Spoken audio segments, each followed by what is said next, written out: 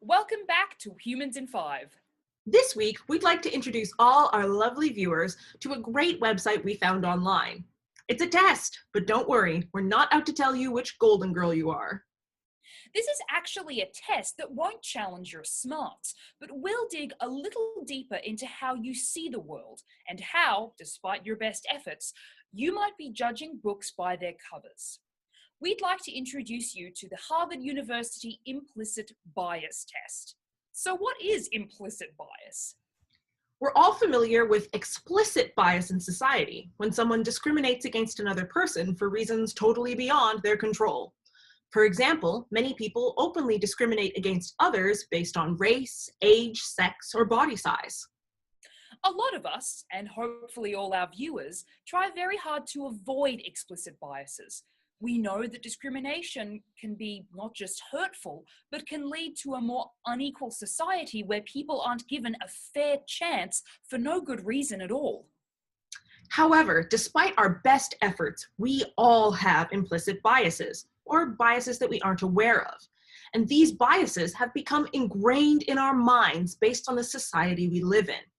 Now, no one likes to find out that they might be biased and discriminating against other human beings, especially when they've worked hard to minimize any bias in their lives.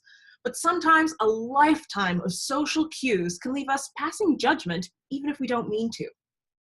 Implicit biases can have a huge impact on someone's life. For example, job seekers are less likely to be hired for a job if they're female or if they have a non-English sounding name, even if they're more qualified on paper than other candidates.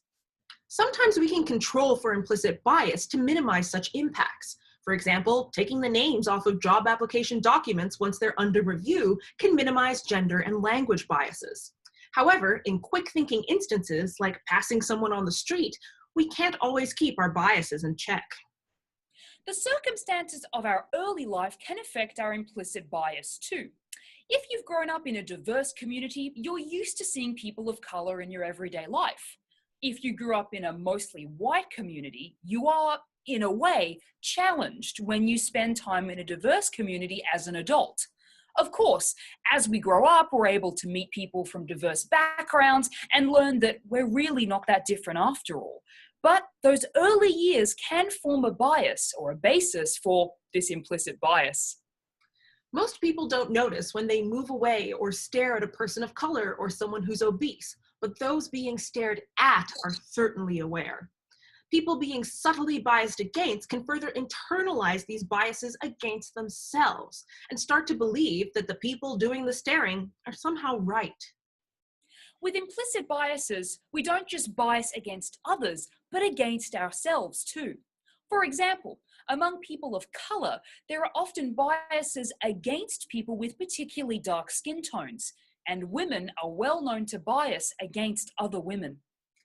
Now, I'm willing to bet that some of you are thinking that there's no way you hold such biases in your mind. We'd all like to believe that, but then along comes the Harvard Implicit Bias test.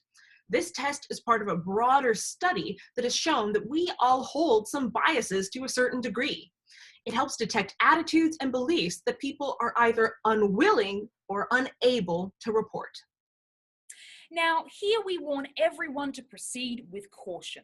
Even with your best, most honorable efforts, the tests on this website, which test implicit biases related to age, skin color, country of origin, and more, will reveal some uncomfortable truths.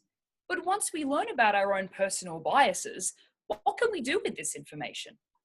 Just like Rome, a bias-free mind can't be built in a day. But the more that you're aware of what biases you hold, the more you can check yourself and realize that maybe your instinctive reactions to people, unlike yourself, aren't all that fair. Thanks for watching, and we'll see you next time on Humans in 5. And don't forget to subscribe.